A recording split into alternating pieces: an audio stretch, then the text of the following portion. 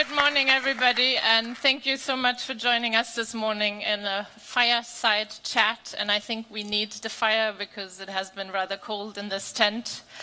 This morning we have a conversation with a very unusual NATO member.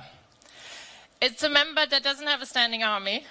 It is up high north, surrounded by water, which leads to some interest among other global players, Russia and China. It is also a country that is led by somebody who is very skeptical about NATO, but is part of a coalition government, so needs to make compromises. So please allow me and join me in welcoming the Prime Minister from Iceland, Katrin Jakobsdottir.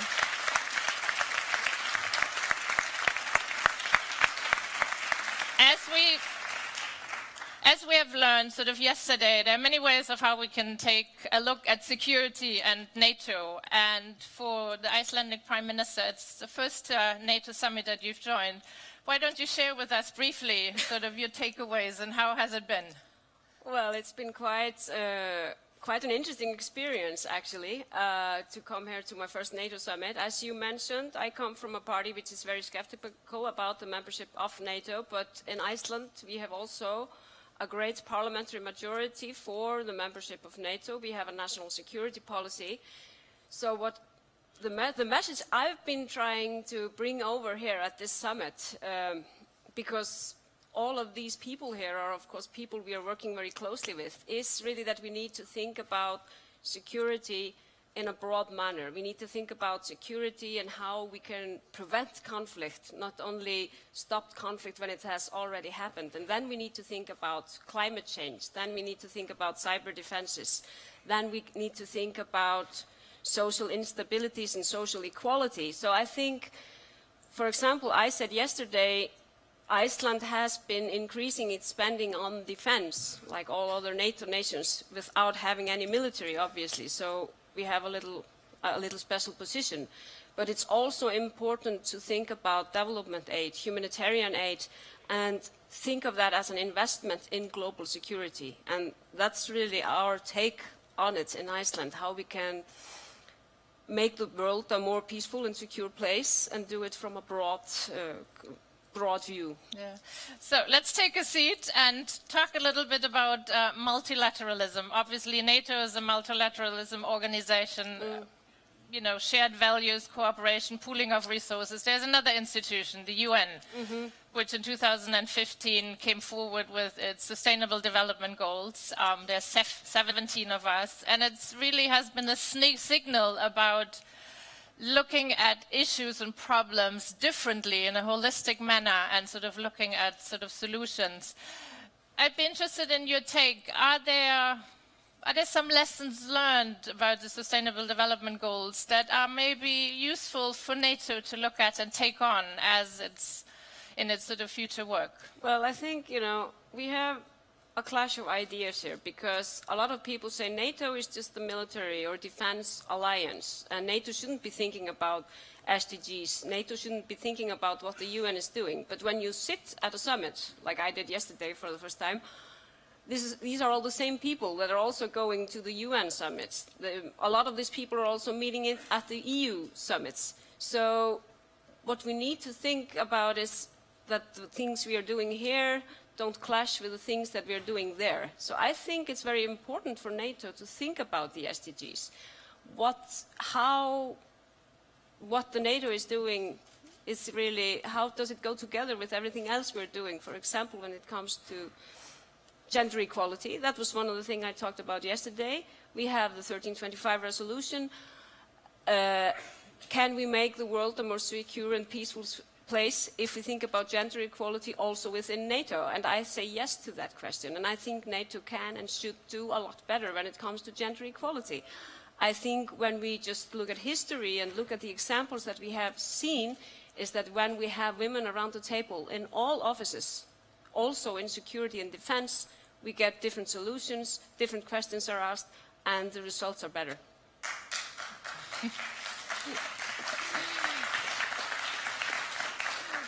So I want to pick on that. There's a UN resolution 1325, which really focuses on women in conflict and post-conflict situations. Are there lessons learned from implementing the resolution that we can apply to maybe a broader context in terms of bringing women to the table? Well, I'm very proud to say that Iceland has been on top of the list when it comes to gender equality, the top of the list of the World Economic Forum, now for 9 consecutive years. And a lot of people come to me, foreign media, and ask, okay, isn't Iceland just paradise on earth for women? And I always say, no, definitely not, you know. I'm Prime Minister number 2 that is a woman. When we have Prime Minister, maybe 30 Prime Ministers who have been women, I can say that we have really reached gender equality. So there's a lot of work to be done also in Iceland. And what we have learned, however, from all this is that when we think about things from the aspect of gender equality, for example, when you're in a conflict-ridden area and think about the role of women and families, you take a different take than when you're just looking at it with the glasses of the conflict, really. And that applies for every sector in life. You get a different education system, different health system, if you always have the gender glasses and put them on regularly. So does your government regularly put the gender glasses on as you're sending people to the NATO headquarters? Absolutely. And as I said yesterday, gender equality shouldn't be something that you talk about when you have spoken about all the serious business, when you have spoken about security and military spending, and then we're going to talk about gender equality later in a side room. You have to have it always there. You have to have it as an underlying thought in everything you do and say. Yeah. And, you know, we are working on that with our government, not only when it comes to defense, but in all sectors of society. Okay. I want to pick on another SDG, number 16, which talks about sort of justice and sort of institutions. Institutions have been really, sort of multilateral institutions have been under stress and really been challenged. The rule of law has been challenged. Partnership has been challenged. Where is Iceland on this? And do you have some novel sort of new ways of maybe sort of addressing some of these sort of challenges for these institutions that we can sort of move forward, kind of doing things differently? I think one of the words that comes to my mind, having read about you, is, you know, you want to do things new. I mean, there's new ways of doing things or creating new institutions, but how can we ensure that the rule of law is really being upheld and that people have a place to go and ask for justice? Well, all politicians think they're doing something new, so that's nothing new about that, but it's a common factor for us. But why is it important that we have international institutions, that we are always thinking about the rule of law, that international law should be followed and obeyed? Well, for a small country like Iceland, we are 350,000 people. We really have learned how important the rule of law, that international law should be obeyed, is. And this is maybe, I don't know, coming from a small country and only knowing that view of the world, I don't know if it's as important maybe for the really big countries, but for us, we gained independence in 1944.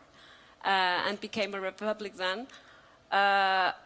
So for us, these mechanisms, these structures are highly important because they ensure that all countries, small and big, can actually survive, can actually make their points and have something to say really about how the world is run.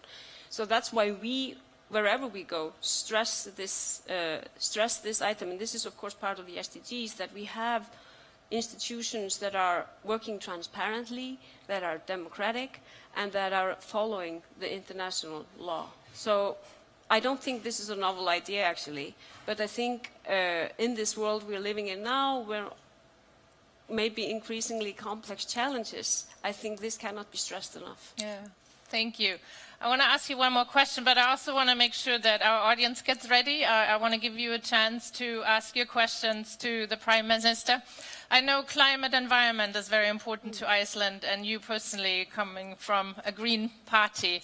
Is there anything that NATO and the UN can do together to be a bit more preemptive in terms of when it comes to potential crises and disasters?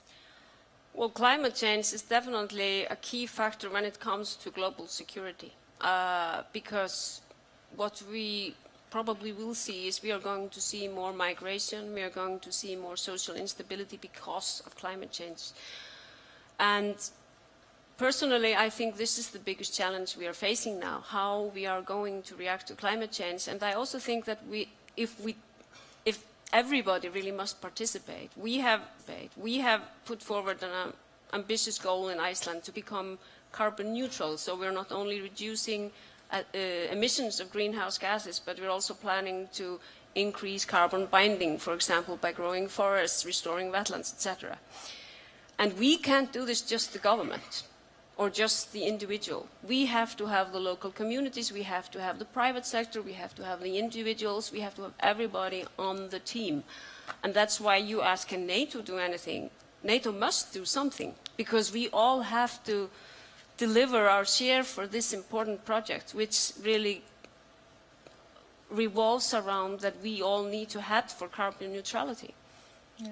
Okay. So that's a very important thing, and in spite of, we all have different goals and aims, running private companies, running this alliance or whatever, this must be our common goal. Yeah, it's actually a very important point, bringing the private sector in and sort of the security, also how maybe we can sort of think about preemptiveness, but also the environment and the climate. And I think also, you know, the private sector actually coming in really forcefully now into the climate discussion, and I think this is going to be maybe the most important thing to do something about it, seeing all those big companies really making a real change in their operation. Yeah, thank you. Let me open it up to you. We have a question here. There's a question there. Could I have a microphone? Please, this gentleman up here in the front. Thank you very much. It was a good presentation that you did, and putting your glasses gender quality. I would like to know what you think that was the most important in the declaration of this NATO summit to your country, to the maritime routes that are near Iceland, and the problems of security in this high north. So I would like what you could underline as the most important in this declaration. It is a declaration of 79 points. So it was a very consensual declaration. So what is the most important there? Not only the gender equality and the environment, but related to security, what was the most important in this declaration to you? Thank you. Thank you, sir. Do you want to respond? Well, it's always difficult to make a choice, as you mentioned, with so many points in this declaration. But I would like to mention two things. One that I personally think is very important, and that we talked about also in during last evening's dinner, and that's the goal for disarmament and nuclear proliferation. Hopefully we are going to see some positive developments there in North Korea, in the Korean Peninsula, but also within NATO. And Iceland is actually hosting a conference this autumn about disarmament, and this is an issue we put very high on the agenda. And the other point I would like to mention, which is something that Iceland really needs to focus on, and is part of the declaration, and that is cybersecurity. And that's something that we have been analyzing in our country, realizing really how vulnerable the modern society is when it comes to cyber threats, realizing how dependent we are when it comes to our information IT systems. So I think that's one of the key points in the declaration, and this is something that we want to work closely with other nations in building up our cybersecurity. Okay. two very important issues again, sort of the nuclear and sort of the cyber, the new threat. We have a question over there. Thank you. Can you please introduce yourself? Certainly. Ulrike Franke, I work at the European Council on Foreign Relations, and I'm also a member of WISE UK. Iceland is very different from almost any other country. I mean, not the least geographically. You're an island, you're far removed from everyone. I was wondering, how difficult is it for you to explain to your population how important it is, or that it is important to be alliances, member of the international community, engaged, all of that? Do the Icelandic people have a special view on that? Well, that's a very good question. And I would like to answer it because before I became a politician, I taught Icelandic literature. And when you look at Iceland's history ever since Iceland was settled, and we are definitely, far away. I did bring the talking points, but it's good to have them though. I'm just going to put them there. We were settled in 874, and we're definitely out on the periphery. We're very far away, mainly by Norwegians and people from the British Isles. And ever since that moment, Iceland has been constantly in collaboration and cooperation with other nations. And I think maybe just because we're an island out on the periphery, the Icelandic public has always been very conscious about the importance of international cooperation.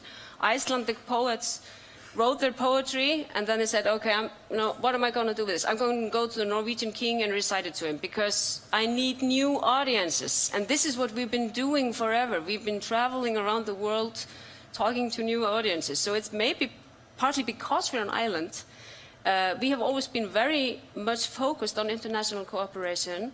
And as I said before, being a small country, we are really dependent on the rule of law, that international law is obeyed, and that's why multilateral institutions matter very much to us. For us, being a nation of 350,000, and I will just be very frank, this is something that we don't like to admit to ourselves. It's often more difficult for us to have a bilateral communications with other bigger nations, and that's why multilateral organizations are very important to Iceland, because there we actually find this audience we've been striving for ever since the early 900s. No, thank you very much for bringing the population and the people with it. And you made another really wonderful plug about partnerships. We have one question over there. Please. Good morning. I'm Elena Petrova from Bulgaria, Vice President of ATA, the Atlantic Treaty Association, and also of the Bulgarian Atlantic Club. Madam Prime Minister, you would bear with me for one introductory remark having to do with our hostess this morning. I really need to commend Women in International Security. While I was serving in Washington for a total of almost 13 years, I engaged a lot with this organization, and I'm happy to see that it's gaining more ground and more vigor. Obviously, I need to re-engage again today. But it's in this particular context that I would like to share something with you, Madam Prime Minister. You and I come from two opposite ends of Europe, and definitely we live in different cultures. My culture, for good or for worse, is more kind of a macho culture, historically, traditionally. It's changing very, very quickly. But obviously the military is a domain, an area which is still very much a man's world. And I was wondering, although again, I say it's changing, it would be unfair to neglect the changes that have happened, especially after our NATO membership. But I was wondering, do you have any instances of, how should I put it nicely, Me Too in your military? Do you have a second rating of good women who can serve on an equal footing with men, but they're somehow given more time to ripe, to mature? So how would you describe the situation in your country from that perspective? Thank you. Thank you for making the plug for WISE. I do want to remember Iceland does not have a standing army, but you have coast guards, you have people don't have a being engaged military. in We have other police, we have coast guards. Exactly. So our efforts for NATO, for example, are all on a civilian basis. But, well, it's a good question because obviously we had a lot of Me Too histories. It was quite something in Iceland. And because I mentioned we were at the top of the global gender gap list, that list doesn't measure gender-based violence, and that's why gender-based violence is really one of the priorities of my government. And it's definitely something that we see that there's a great difference, even though I can't talk about any military in Iceland, there's a great difference between different sectors. And I can imagine that within the military, which is, as you say, more dominated probably by macho culture than many other sectors, you would have such histories. The most striking histories, however, in Iceland, in the Me Too wave, were not connected to police or Coast Guard or anything like that. They were connected to immigrant women, who also were not only women, but also had a difficult social standing. So that was the most vulnerable group when it came to the Me Too histories in Iceland. So it wasn't really sector-based. It was more the origins and the social status that you could say was the decisive factor there. Do you want to talk a little bit about how you've addressed it, or how has Iceland come together behind that? Well, sometimes it is good to be small, because when something happens in Iceland, you can somehow deal with it very quickly. So what has happened in Iceland is actually that government, institutions, private sector, we have all been together to talk about how we are going to react. We are all making plans on how to deal with Me Too and how to deal with gender-based violence. We are focusing on it from the judiciary system, from the health system, from the education system. So we're actually making a holistic plan how we can really eradicate gender-based violence. Okay, so it's a multi-pronged approach. Yes, it is. Yes, it is. And as I said, the Icelandic way, because we're so small, so everybody is always participating in everything. It's a little bit... I'm actually an expert in crime fiction, and I was once asked, how is it possible to write crime fiction in Iceland? Because everybody knows everybody. So maybe that's also good for our security, because we all know everybody. Yeah. So that's maybe an asset too. Yeah, it's another way of inclusive security. Yeah, you could say that. Thank you. I don't know if it's allowed to make jokes at such a serious convention. I have one more question here, Yes. and then let's see how we do with time to take two more. Please, the microphone. Yes, thank you, Richard Scholes, MP from Latvia. Well, it's great to see and leading a very innovative country, Iceland. And I think we can take a lot from Iceland in terms of long-term planning. Fine example is football, national football team. I mean, what you have pulled off Thank for you the for past mentioning that. Thank you. 2 years, it's really amazing. With a population of 370,000, it's really amazing. But I would like to ask you two questions. One is connected with cybersecurity. One is that, of course, I understand you are not about, army, physical defense, but cybersecurity, they don't have borders. I mean, cyberspace and all that. And knowing that Iceland has become a hub for various actors in cyberspace, either for ill or for good.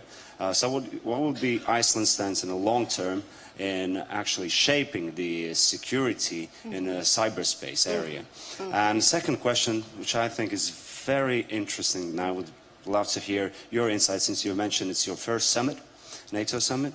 What are your takes from last night's dinner, the private one part, from the leaders' dinner? Okay. Two very good questions. Thank you. Well, first about cybersecurity. If you want to stand up, then you can address him and don't awkwardly turn and...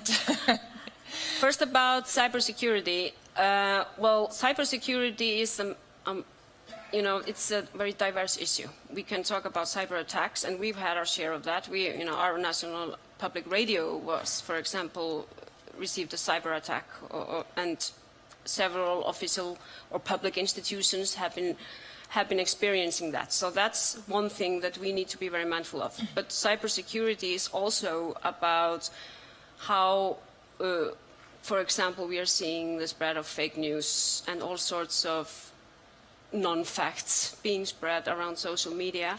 And one of the things that we have discovered, because we've been analyzing this, we've been working with the UK actually, and analyzing the situation in Iceland, is that the consciousness of Icelanders, partly because we're so few, we are very relaxed about what we're doing on the internet, so we just do everything, and we are never worried about it. So all our information is really there. So this is something that we need to do something about. But at the same time, because you mentioned that we have become a hub for several actors, we want to be a leading country when it comes to freedom of information, freedom of expression. So these two goals are difficult to match. And this is actually one of my priorities in my ministry, the Prime Ministry. That's really writing a new law on information, guaranteeing that freedom of information and freedom of expression, but still raising at the same time raising the consciousness of the Icelandic people about internet and information, and also ensuring the cybersecurity of all our important institutions. Because what we've seen is that you can actually just disable the whole healthcare system by a cyber attack, for example. And as I said, we have become so dependent on it. Yeah. The second question, the dinner. Russia. Well, I think I'm not allowed to say anything. But I could say that I thought it was interesting being here for the first time, feeling the great tension before the meeting and the dinner, and then experiencing much less tension in the meeting and in the dinner than in the media. So that was one of the things I found really interesting, because if you look at the media, you would have thought that everybody would have been just like going crazy in the meetings and in the dinner, but it wasn't, definitely not like that. So that was quite an experience for me. The meeting yesterday, we talked a lot about, and I mentioned disarmament and nuclear proliferation, and that was one of the key topics, for example, at the dinner yesterday. And hopefully we will see something good coming out of that. Yeah, thank you. That's very reassuring. I think we have time for one more question. Could we have a microphone up front? Please introduce Thank you. yourself. I'm Tobias Lindner. I'm the defense policy spokesperson of the Green Party in the German Parliament. Okay. And I share your view that we need to get a wider understanding what is security, and not that it's not only military. Mm-hmm. How easy or how hard is it to convince your allies in the alliance that they share this view, especially when it comes to spending? Mm-hmm. Well, I'm not saying that, you know, I didn't feel that everybody agreed with me. I can tell you that. But I think it's problematic talking about security differently. And I think for me, coming from the political direction I come from, it's my duty to do that, to talk about security differently. And even though I can tell you that not many other leaders were talking in the same direction I was talking, I also got a positive feedback. And I'm still in politics. I've been in the Icelandic parliament for 10 years now because I'm a mindless optimist. So I really believe that, I believe in dialogue. I believe that it works in the end. So I'm just going to continue talking, even though it might take some time. But of course, definitely not everybody agrees. And this view on security, I personally think this is the view of the future. I think we need to look at security holistically. I think we need to look at it that we want to prevent conflict and not just stepping in when conflict has happened. And we do that, for example, by implementing the SDGs, by thinking about equality, by thinking about peaceful institutions, national law and order, thinking about environment and gender equality. I think all these issues are also security issues. Yeah. Thank you. It's a wonderful way to tie it back, actually, to the title of our event, NATO Engages. It's about the partnership. It's about the sort of different takes on security. So thank you for bringing this message forward, and I encourage all of you, all of us, to keep on saying this. Are there any final words, things you would like to say that you haven't been able to address? No, just saying that this summit will be a chapter in my biography, and it will be an interesting chapter.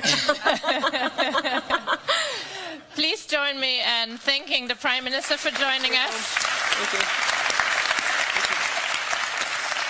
Thank you. And I give the word, as we walk out, I give the word to my dear colleague Ian Lesser, Vice President from the German, to introduce the next session. Thank you. Please. Thank you. Please.